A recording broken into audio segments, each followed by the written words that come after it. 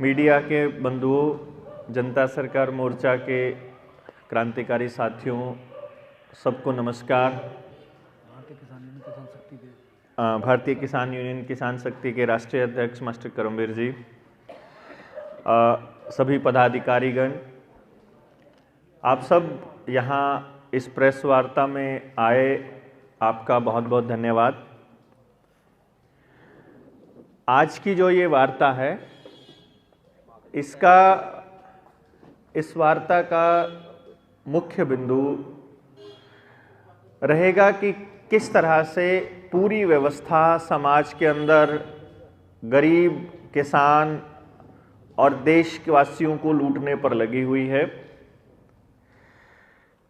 आज एक ऐसी उपलब्धि हमारे हाथ लगी है जनता सरकार मोर्चा के, जो कि अभूतपूर्व है और आने वाले समय में इतिहास में दर्ज किया जाएगा। इसका नाम तिलमिलाए हुए हैं सारा बैंकिंग सिस्टम। आप देखेंगे जैसे किसी अजगर के ऊपर किसी का पैर पड़ जाए और वो वैसे फुफकारे मारने लगे जहरीले, वैसा काम बैंकिंग सिस्टम आज हमारे किसानों के साथ कर रहा है। इसी चीज़ का पर्दाफाश करने के लिए पिछले 18-20 साल की अपनी शोध को जब आदरणीय घनश्याम वर्मा जी ने जनता सरकार मोर्चा के साथ मिलकर जब एक किताब का रूप दिया, तो देश के सामने आरबीआई, बैंकिंग सिस्टम, लोन का जो जाल है, मकड़ जाल है, उसके बारे में मालूम पड़ा। इससे पहले समाज में इस पर चर्चा नहीं होती थी। इस किताब में हमने वो सारे दस्तावेज इंक्लूड कर लिए हैं जो आरबीआई ने हमको अपने हाथों से लिख करके दिए हैं, आरटीआई के जवाब में वित्त मंत्रालय ने हमको लिख करके दिए हैं, और जिसका आशय ये निकलता है कि आपकी जेब में पड़ा बैंक नोट जो रखा हुआ है, जिसको आप रुपया समझ कर उसके साथ डील कर रहे हो, वो नकली है, वो फर्जी है। इस किताब में हमने वो दस्तावेज भी ऐड किए हैं जो ये बता रहे हैं कि जब किसान की असल पूंजी, चाहे उसका पशुधन है, उसका घर है, उसका खेत है, उसकी गाड़ी है, ट्रैक्टर है, या कोई और असल धन, सोना चांदी या कोई और धातु, जब गिरवी रखकर बैंक उसे जो लोन दे रहा है, वो लोन भी पूरी तरह से फर्जी है। इस फर्जीवाड़े का पर्दाफाश करने के लिए लगातार जनता सरकार मोर्चा के द्वारा जो कर्जदार लोग हैं, जिनसे कर्ज की अदायगी नहीं हो रही थी, उनके आवेदन लगाए जा रहे थे, जिसमें हम आरटीआई डाल करके बैंकों से पूछ रहे थे कि आपने जो पैसा हमको दिया है वो असल है या नकली है, कम से कम आप इसके बारे में कुछ लिख करके तो दे दीजिए। बहुत लोगों ने इसके ऊपर काम किया है।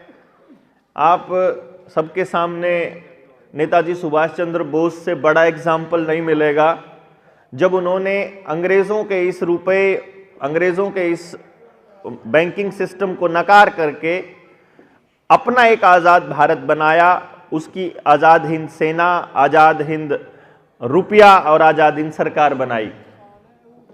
कोई भी देश, उसकी संप्रभुता, उसकी सॉवरेनिटी उसके रुपये में होती है, और यदि अपने देश के पास अपना रुपया नहीं है तो हम आजाद नहीं हो सकते। आपकी जेब में पड़ा हुआ रुपया ये असल में भारतीय रिजर्व बैंक द्वारा बनाया गया है, और भारतीय रिजर्व बैंक असल में बैंक ऑफ सेटलमेंट इंग्लैंड की एक सब्सिडरी शाखा है, जो 1934 में आरबीआई एक्ट 1934 के मुताबिक चालू किया गया था, जिसका असली उद्देश्य भारत की संपदा को लूट करके इंग्लैंड लेकर के जाना था। और जो काम लगातार आरबीआई और उसके अंतर्गत आने वाले सारे बैंक करते आ रहे हैं। हमारे पास जो सोना रखा होता है आरबीआई के पास, जब 2014 में नरेंद्र मोदी ने प्रधानमंत्री पद की शपथ ली थी, 2-3 महीने के बाद आरबीआई ने 200 टन सोना इंग्लैंड भेजा था। राज्यसभा में उसका जवाब देते समय तत्कालीन वित्त मंत्री अरुण जेटली ने जवाब देते हुए कहा था राज्यसभा में कि वो 200 टन सोना हमने सुरक्षा कारणों से इंग्लैंड भेजा है। यानी आरबीआई ने वो सुरक्षा कारणों से, कि यहां वो सोना सुरक्षित नहीं था, इसीलिए अपने बैंक ऑफ सेटलमेंट में भेजा है। वो कहां पर रखा जाता है, कितना सोना हमारे पास है, इन सब की जानकारी आरबीआई ने हमको आरटीआई के माध्यम से दी, जिसका जिक्र इस किताब में हमने किया हुआ है। ये किताब हमने चीफ जस्टिस ऑफ इंडिया को भी भेजी है, सुप्रीम कोर्ट के, हाई कोर्ट के चीफ जस्टिस को भी भेज रहे हैं और आपकी लोकल अदालतों में भी भेज रहे हैं।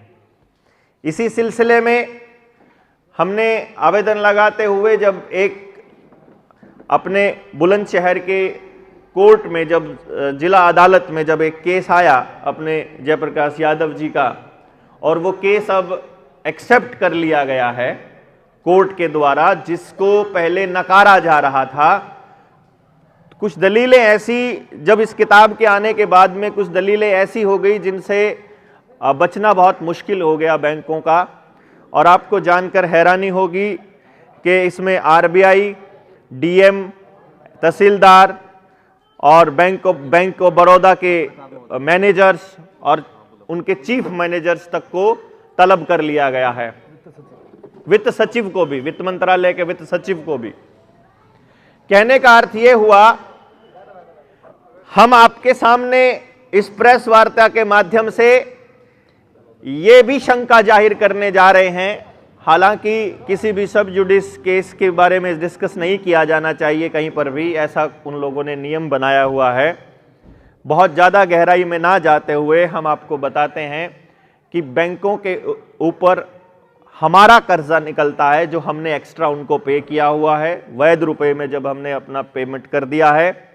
और हमारे जो शंका है वो ये है, कहीं ऐसा ना हो कि रुपए के ऊपर बोलने वाले प्रत्येक व्यक्ति की तरह, आप रामवृक्ष यादव का एग्जाम्पल जानते होंगे, जवाहर बाग कांड के बारे में आप जानते होंगे, अखिलेश यादव की सरकार थी और किस तरह से इस रुपए के मसले को दबाने के लिए रातों रात उनके ऊपर गोलियां चला करके निहत्थे लोगों को मार दिया गया था और यह कह दिया गया था कि उन्होंने पुलिस के ऊपर फायरिंग की, इसलिए जवाबी फायरिंग में हमने उनके ऊपर गोलियां चलानी पड़ी। वो किस्सा बिल्कुल सेम है। जब इस आरबीआई के माध्यम से चल रही अंग्रेजों के इस देश के ऊपर चल रहे षड्यंत्र का पर्दाफाश जब भी होने लगता है, जो भी व्यक्ति इस मुद्दे पर बोलता है उसके साथ ये वही करते हैं जो नेताजी सुभाष चंद्र बोस के साथ किया। उनको अंतर्राष्ट्रीय युद्ध अपराधी घोषित कर दिया, रामवृक्ष यादव को देशद्रोही घोषित कर दिया। और अब जनता सरकार मोर्चा के माध्यम से जिस जज ने ये मुकदमा और इसके साथ लगने वाले और 3 मुकदमे लेने की हिम्मत की है, जुर्रत की है, और वित्त मंत्रालय के वित्त सचिव तक को भी तलब करने की हिम्मत की है, हमें शक है कि आने वाले टाइम में उनकी जान को भी खतरा ना हो और साथ के साथ उनके तबादले की कार्रवाई के साथ में इन केसों को दबा ना दिया जाए। इसलिए मीडिया के बंधुओं की ये ज़्यादा जिम्मेदारी हो जाती है कि वो इस बात को दृढ़ता से रखें ताकि समाज में ये बात जा सके कि उनके साथ धोखा हो रहा है, उनके साथ छल हो रहा है। इसके बारे में लगातार हम बात करते आ रहे हैं कि इस देश में 2 तरह की करेंसी चल रही हैं, एक जो भारत सरकार छापती है और एक जो भारतीय रिजर्व बैंक छाप रहा है। 1 रुपये का नोट भारत की सरकार छाप रही है और बाकी के सारे नोट रिजर्व बैंक छाप रहा है। और अब रिजर्व बैंक, जो आरबीआई एक्ट 1934 की धारा 26 में जो मेंशन है कि कोई भी व्यक्ति अपने नोट के बदले अपना रुपया ले सकता है, उस नोट के ऊपर लिखा होता है मैं धारक को 500 रुपए अदा करने का वचन देता हूं। वो 500 रुपए क्या है इसके बारे में चर्चा नहीं होती है, किसी भी अर्थशास्त्री की किताब में उस रुपए के ऊपर चर्चा नहीं होती, किसी इकोनॉमिक्स के पीएचडी को भी ये चीज नहीं पढ़ाई जाती कि वो रुपया क्या है, वो कहां रखा है और आरबीआई का गवर्नर जब देगा तो वो क्या देगा। हमने इस किताब के माध्यम से सारे देश को बताने की कोशिश की है कि रुपया किसी भी वस्तु के मूल्य का मापक है। उपने इसका नाम, इस किताब का नाम ही रुपया मूल्य का मापक या शोषण का साधन रखा है कि रुपया किसी वस्तु के मूल्य का मापक है और मापक बिना मानक के नहीं हो सकता है और हमारे भारत के रुपए का मानक है 15 रुपया बराबर एक मोहर। मोहर में होता है 11.664 ग्राम शुद्ध सोना 24 कैरेट। उसकी कीमत जब हम 15 से भाग देते हैं एक मोहर के वजन को, तो 1 रुपए की कीमत निकल कर आती है, यानी 1 रुपए का जो मानक निकल कर आता है वो है 777 मिलीग्राम शुद्ध सोना। इस 777 मिलीग्राम शुद्ध सोने की आरबीआई के नोट में कीमत अगर हम कैलकुलेट करते हैं तो आज के टाइम पर लगभग 6000 रुपए के नोट के बराबर आती है। यानी आप जब भी बैंकों में अपनी किस्तें जमा कराते हो और बैंकों से जब आप लोन लेते हो तो असल में आपके साथ, प्रत्येक व्यक्ति के साथ, देश के प्रत्येक व्यक्ति के साथ, इस बात को समझिएगा, यह सिर्फ इन लोगों के साथ नहीं है जिनका केस अभी कोर्ट में एक्सेप्ट किया गया है, यह बात देश के प्रत्येक नागरिक के साथ हो रही है कि हर ट्रांजैक्शन में आपके साथ 6000 गुना की ठगी होती है। जब भारत का आदमी रुपया कमाता है तो वो, जब आदमी कमाता है तो वो रुपए में कमाता है। वो जमीन से खोद करके अन्न निकाले, वहां उसको कोयला मिले, उसको अपने पशुधन को बेच करके या दूध को बेच करके या किसी भी ऐसी चीज जो उसने उत्पादन किया है, अपने उत्पादन को जब वो बेचता है तो उसकी जो कीमत जो लगाई जाती है वो रुपए में लगाई जाती है। तो वो जो पैसा कमाता है वो भारतीय रुपया है, और जब उसे लोन मांगने बैंक में जाना पड़ता है और बैंक जो उसके खाते में ट्रांसफर करता है वो भारतीय रुपया ट्रांसफर नहीं करता बल्कि वो बैंक नोट ट्रांसफर करता है। हमने आरबीआई से यह पूछा कि आप जो नोट छापते हो क्या इसका कोई नियम है? आप जो नोट छापते हो यह कैसे पता चलेगा कि कौन सा नोट वैध है कौन सा अवैध है? आपको जानकर हैरानी होगी, आरबीआई ने हमको लिखित दस्तावेज में यह बताया कि वैध रुपए का हमारे पास कोई दस्तावेज नहीं है। मतलब आरबीआई के पास वैध रुपए का कोई दस्तावेज नहीं है। हम इसका यह अर्थ मानकर चलते हैं कि जितना रुपया उन्होंने छापा है वो सारा अवैध है, या हम इसका ये अर्थ मानकर चलते हैं कि जिस रुपए के पीछे, जिस नोट के पीछे मानक रूपी सोना आरबीआई में रखा हुआ है, जिसको आपने अभी तक अपने पुरखों से सुना होगा कि बैंकों के पास जितना सोना होता है उतना ही नोट छाप सकते हैं, वो कितना सोना कितने रुपए के बराबर होता है? वो होता है 15 रुपए बराबर एक मोहर, यानी 1 तोला सोना 15 रुपए के बराबर में रखना पड़ता है उनको। यदि वो नहीं रखते हैं तो वो नोट नकली माना जाता है। तो जो आपको लोन दिया जाता है, जो आपके खाते में ट्रांसफर किया जाता है, पहला सबसे बड़ा घोटाला यह निकल कर गया आया बैंकों का कि वो आपको लोन देते हैं हवा में से। मतलब आमतौर पे होना क्या चाहिए कि बैंक के पास जितनी पूंजी रखी है, जितना रुपया रखा है, उसी में से वो लोन देगा और उसकी वो पूंजी कम हो जाएगी। लेकिन असलियत में बैंक जो लोन देता है वो हवा में एक अकाउंट क्रिएट करता है जिसको वो क्रेडिट अकाउंट बनाता है। उस क्रेडिट अकाउंट में डिजिट लिखता है और वो डिजिट लिख करके फिर सेविंग अकाउंट में ट्रांसफर कर देता है। यानी आपको जो लोन दिया गया है वो पैसा कहीं पर है ही नहीं। और आरबीआई की गाइडलाइंस के अंदर, उनके नियमों के अंदर यह लिखा हुआ है कि यदि बैंक के पास 1000 करोड़ रुपया जमा है तो बैंक 10,000 करोड़ रुपए तक का लोन दे सकता है। जो रुपया बैंक के पास है ही नहीं वो लोन दिया कैसे? और उसकी बराबर में कोलेटरल रखा जाता है हमारे देश के नागरिक की पूंजी को, उसकी खेत की जमीन को, उसके घर की जमीन को या उसकी दूसरी पूंजियों को। यानी असली पूंजी को गिरवी रख के हवा में पैदा किए गए डिजिट के बदले में देश के लोगों का धन लूटा जा रहा है। क्योंकि जब देश के अंदर वो करेंसी ही नहीं होगी जितना उन्होंने लोन दे दिया है। आपको जानकर हैरानी होगी, आरबीआई ने अभी तक जो नोट छापे हैं वो 34 लाख करोड़ रुपए के नोट छापे हैं। 8 नवंबर 2016 से पहले भारत में 16 लाख करोड़ रुपए की करेंसी थी। आरबीआई जब ये घोटाला हुआ नोटबंदी का, इस नोटबंदी के घोटाले के बाद देश में करेंसी हो गई 34 लाख करोड़ की। बाद में 2000 का नोट बंद भी कर दिया गया था। लेकिन आपने एक चीज नोटिस नहीं की कि इस 34 लाख करोड़ रुपए की करेंसी के बराबर में देश के लोगों को 205 लाख करोड़ रुपए का कर्जा दिया हुआ है। यानी अगर आज की सिचुएशन को भी एज इट इज रोक दिया जाए तो करीब करीब 80 लाख करोड़ रुपए के प्रॉपर्टी का नीलाम होना तय है। चाहे वो मकान, दुकान, ट्रैक्टर, गाड़ी, घर, कुछ भी है, वो सब नीलाम होना तय है। और ये लोन डे बाय डे और दिया जा रहा है।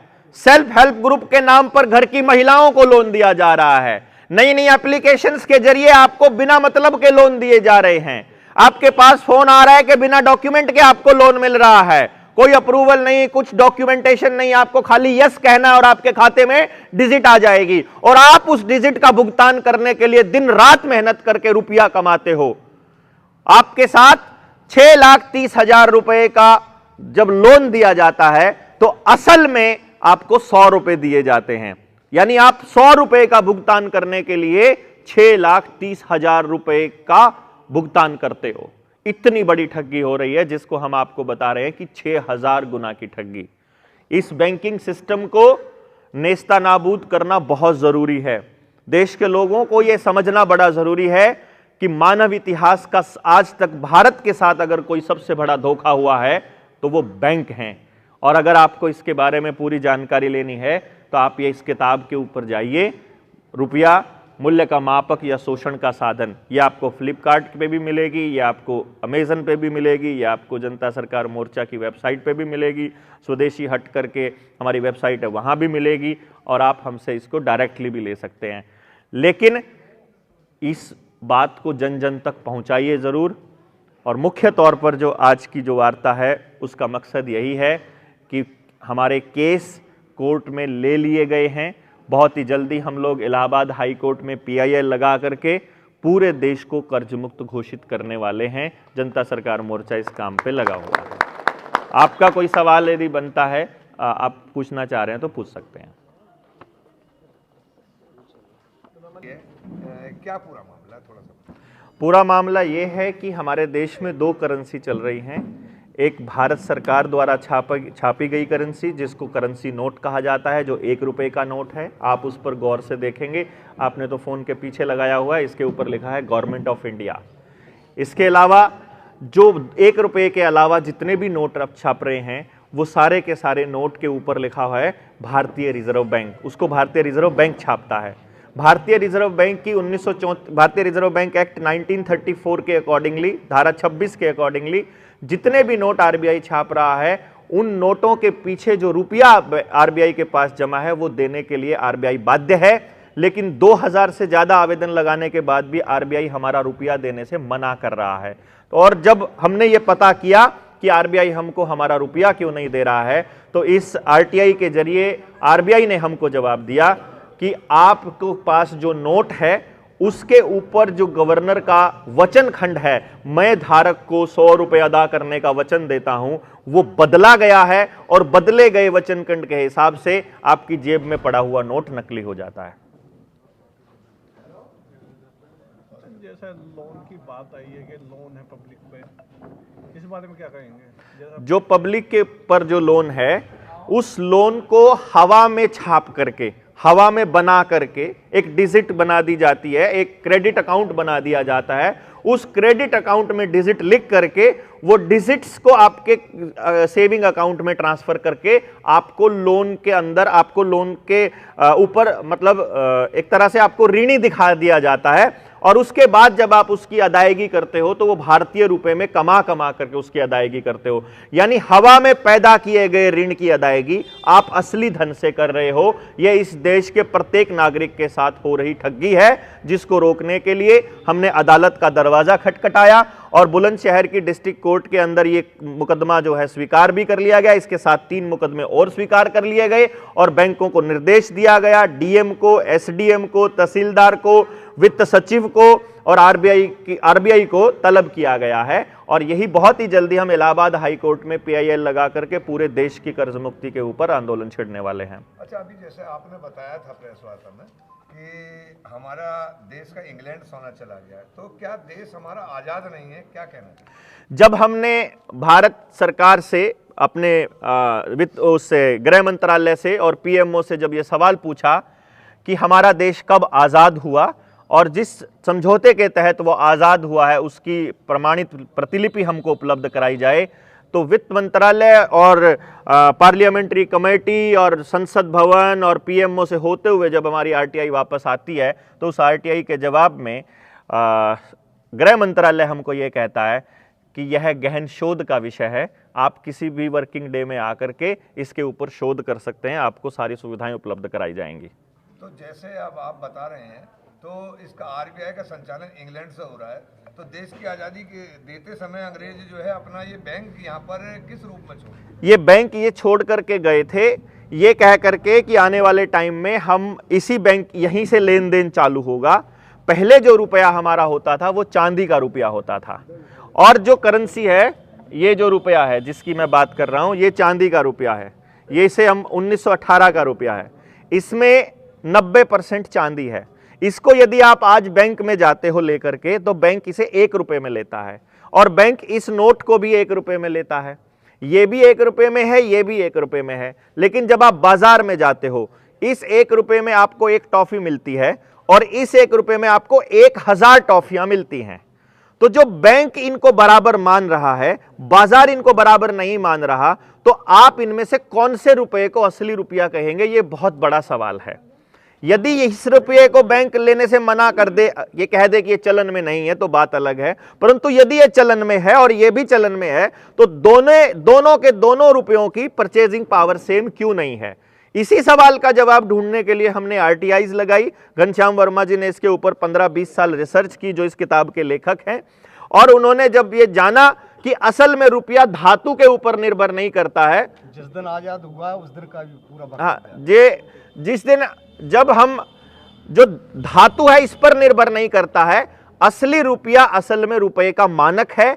जब हमने उसकी खोज करी तो आर्काइव से हमें दस्तावेज मिला, 15 रुपया बराबर 1 मोहर, यानी कि 11.664 ग्राम शुद्ध सोना, ये भारतीय रुपए का मानक है।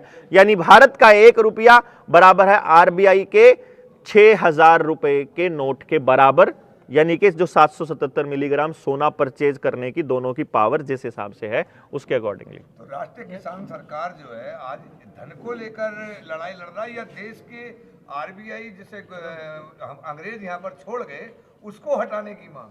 हमारा उद्देश्य है कि देश के लोगों के साथ हो रही गद्दारी, उनके साथ हो रहे धोखे को रोका जाए, वो जिस भी तरीके से रोका जाए। आज हम सरकार के पास जा रहे हैं, अदालत में जा रहे हैं, आप मीडिया बंधुओं के पास आ रहे हैं, जनता के बीच जा रहे हैं, हम बता रहे हैं। अब हमने अपनी अदायगी कर दी। आप जयप्रकाश यादव जी का केस आप देखेंगे, उन्होंने अपना फुल पेमेंट कर दिया है, उसके बाद भी बैंक उनके घर को कब्जा करने के लिए आ रहा है। हमने कहा कि आप हमें कम से कम लिखित दस्तावेज तो दे दीजिए।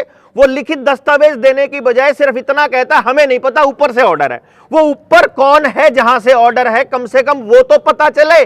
वो ऊपर वाले के पास पहुंचने के लिए हम लोग जद्दोजहद कर रहे हैं कि कोई ऊपर वाला आए, वो कहे कि मैं हूं जो सर्वोपरि हूं, जो कह रहा हूं। भारत सरकार बोल रही है हमें नहीं पता, वित्त मंत्रालय बोल रहा है हमें नहीं पता, आरबीआई बोल रहा है हमें नहीं पता, बैंक मैनेजर बोल रहा है हमें नहीं पता, तो कौन है जिसको पता है? कोई तो बताए। तो इसका मतलब हमारे देश को किसी ने गुलामी बना रखा है। ये तो आप जाने, ये तो आपको मालूम पड़े। हमने तो सिर्फ ये बताया, हमने पूछा भारत कब आजाद हुआ, तो सरकार जो जनता सरकार मोर्चा ये इस देश से मूल जड़ को उखाड़ फेंकने के लिए आजादी का बिगुल क्यों नहीं बजा? आजादी का बिगुल बजाएगा देश का आदमी, आजादी की बिगुल बजाएंगे लोग। हम तो आपको सच बता रहे हैं, आपको इसमें से क्या निकालना है, आप इसके थ्रू क्या करना चाहते हो, ये तो आप जाने, आप तय करें। आप बताएं जनता को कि आपके साथ कितनी ठगी हो रही है। उसके बाद जनता को यदि लगता है कि उनके बाप दादाओं की कमाई कैसे चली गई हवा में, आपने देखा होगा आज से 40 साल पहले की बात है, गांव में सबसे गरीब परिवार के पास भी 5 किलो से कम चांदी नहीं होती थी। वो सोना और चांदी आज कहां चला गया? बड़े बड़े जमींदार आज कर्जे में हैं, चाहे 100 एकड़ का जमींदार हो, चाहे 200 एकड़ का, उतना ही भारी कर्जा आज उसके ऊपर है। कमाल की बात यह है कि जिसने कर्जा ले रखा है उसके पास भी पैसा नहीं है, और जिसने दे रखा है उस बैंक के पास चले जाओ कैश लेने के लिए 10 लाख, वो भी कहता है कल आना, दोपहर को आना, उसके पास भी पैसा नहीं है। यानी देने वाले के पास भी पैसा नहीं है, लेने वाले के पास भी नहीं है, वो है कहां, यह समझ से बाहर की बात है। हमने यह बात आपके बीच रख दी है, आप इसे कैसे प्रेजेंट करते हैं, देश के लोग इसको कैसे समझते हैं, यह देश के लोगों के हाथ में है। सिक्कों का भी सेम वही हिसाब रहेगा जैसा कि नोटों का है। सिक्कों की परिभाषा बताइए जरा। सिक्का चाहे लोहे का हो चाहे चांदी का हो, ये 1912 का है, 1935 के बाद का जो सिक्का है उसमें 50% चांदी है, चाहे ये कागज का हो। 1 रुपया मतलब 1 रुपया, क्योंकि ये हमको लिखित में आरबीआई ने दिया कि धातु के ऊपर निर्भर नहीं करता है रुपया। रुपया असल में मानक है, यानी सिक्का भी लीगल टेंडर है और नोट भी लीगल टेंडर है। ये रुपये देखिए, ये 100 रुपए का नोट है, ये लीगल टेंडर है। आपने देखा होगा 8 नवंबर 2016 को प्रधानमंत्री जब टीवी पर आए, उन्होंने सबके सामने कहा कि कल से ये आज रात 12 बजे से ये लीगल टेंडर नहीं रहेगा। यानी कि आपके पास यदि उस रात 10 लाख रुपए की जमीन आपने खरीदी होती तो वो जमीन का कुछ नहीं बिगड़ता। 10 लाख रुपए की भैंस खरीदी होती, आपका कुछ नहीं बिगड़ता। 10 लाख रुपए की कोई धातु, कोई सोना चांदी खरीदा होता तो आपका कुछ नहीं बिगड़ता। लेकिन 10 लाख रुपए कैश आपके पास पड़ा है, वो रातों रात खत्म हो जाएगा। ये आरबीआई को स्पेशल पावर दी हुई है कि ये धन आपका नहीं है, ये धन का रिप्रेजेंटेटिव है, ये धन की पर्ची है, असली धन आरबीआई के पास रखा हुआ है। और देश के प्रत्येक नागरिक को चाहिए कि वो बैंक में जाए और कम से कम अपना 100 रुपया जमा करा के बैंक मैनेजर से रसीद ले और बैंक मैनेजर को एक एप्लीकेशन दे और बोले कि मुझे इसके ऊपर लिखा हुआ है गवर्नर ने कि मैं धारक को 100 रुपए अदा करने का वचन देता हूं, गवर्नर के वचन खंड के अनुसार मुझे मेरे 100 रुपए चाहिए इस नोट के बदले। तो आपको मालूम पड़ जाएगा कि आपके साथ कितनी ठगी हो रही है यदि बैंक आपके 100 रुपए आपको नहीं देता है तो। यानी ये कुछ भी नहीं है, ये केवल एक ऐसा कागज का टुकड़ा है जिसकी कोई वैल्यू नहीं है। आप घर में लिख करके दिख दीजिए कि मैं धारक को 200 रुपए अदा करने का वचन देता हूं, वैसा ही उतनी ही वैल्यू का है, लेकिन हम इसे मान रहे हैं कि यह रुपया है, इसलिए यह चल रहा है बाजार में। असल में यह कागज के टुकड़े से ऊपर कोई धन वैल्यू इसके अंदर नहीं है। यह खुद भारत सरकार ने बोला है हमको, और इस किताब में सारे प्रमाणिक दस्तावेज दिए गए हैं। तो गवर्नमेंट फिर क्या एक्शन ले रही है जब सबको पता है कि अब गवर्नमेंट के साथ मिलकर बैंक ये सारा खेल खेल रहे हैं? गवर्नमेंट क्या एक्शन लेगी? गवर्नमेंट के सामने तो प्रतिवादी बनकर हम कितनी बार जा चुके, गवर्नमेंट के सामने तो एप्लीकेशन डाल चुके, 2000 से ज्यादा आवेदन 100 रुपए के डाल लिए, आरबीआई के पास डाल लिए, आरटीआई डाल ली, यहां तक कि थाने के अंदर एफआईआर की कॉपीज पड़ी हुई हैं, कोई थानेदार एफआईआर कर नहीं रहा है। थानेदार की मेज के ऊपर आईपीसी रखी होती थी, हम थानेदार को निकाल के दिखाते थे, धारा 489 ABCDE 232 से लेकर 254 तक सारी धाराओं के अंदर हमने सारी डिटेल दी कि ये देखो ये कूटकरण है भारत के रुपए का, ये धाराएं लगेंगी, कॉग्निजेबल ऑफेंस है, अंदर जाएंगे 8 साल से आजीवन कारावास तक का। लेकिन उसी टाइम पुलिस वाला, थानेदार, सब थानेदार एक बात बोल देते हैं, हमको ये वाला एफआईआर करना सिखाया ही नहीं गया है किसी ट्रेनिंग के अंदर। किसी वकील को यह केस लड़ना नहीं सिखाया गया, किसी जज के सिलेबस में यह सिलेबस नहीं है, किसी अर्थशास्त्री को यह नहीं सिखाया गया, अर्थशास्त्र में किसी कॉलेज में नहीं पढ़ाया गया, किसी स्कूल में नहीं पढ़ाया गया। जब कहीं इसका जिक्र ही नहीं हुआ तो हमें इसका पता ही नहीं है, और हमारी अगली पीढ़ी को तो बिल्कुल नहीं पता है। पहले वालों को तो पता ही था कम से कम थोड़ा बहुत कि जितना सोना होता है उतने नोट छाप सकते हैं, इस लाइन का तो कम से कम पता था। अगली पीढ़ी को तो वो मोबाइल में डिजिट ट्रांसफर करता है, उसको लगता है रुपए ट्रांसफर कर दिए, उसको ये भी नहीं मालूम है कि इसकी भी कोई वैल्यू नहीं है। क्योंकि अब जो सीबीडीसी आ रहा है, जिसके जरिए वो आपको ब्लॉकचेन के जरिए और रियल टाइम एल्गोरिदम के जरिए आपको कंट्रोल करने की तैयारी कर रहे हैं, उसकी भयानकता का तो अंदाजा ही कुछ नहीं है। उसके बारे में तो देश के लोगों को कुछ अंदाजा ही नहीं है कि वो कितना। कह रहे हैं कि भी हमारा जो उतना ही नोट छाप सकते हैं जितना सोना है, तो 1991 में जो इकोनॉमिक रिफॉर्म हुआ था उसमें जो मनमोहन सिंह जी गए थे कुछ सोना लेके इंडिया से, जी जी, वहाँ से कुछ पैसे लेके आए थे जी, ठीक है। तो अब आप बोल रहे हैं कि जी ये जो नोट है ये डिजिटली हम लोग इसको बैंक में एक्टिवेट कर देता है और हमको दे देता है जी। तो उस मनमोहन सिंह को उस टाइम क्या जरूरत थी, जब जीडीपी 2% रह गई थी, क्या जरूरत थी जाने की वहाँ पे? वो तो एक डिजिटली एक्टिव करता, और जब काम इसी से हो रहा है भाई 99.9% काम इसी से इसका मतलब गोल्ड सबसे इंपॉर्टेंट है। उनको गोल्ड लाने की जरूरत क्या थी, यही हम कह रहे हैं। गोल्ड ले जाने की जरूरत क्या थी? कहाँ पे? कहीं पर नहीं लेकर गए थे, आरबीआई ही लेकर गया है, मनमोहन सिंह कभी नहीं लेकर गए। जितना भी गोल्ड गया है भारत सरकार कभी नहीं भेजती, वो आरबीआई का ही खाता है सारा का सारा।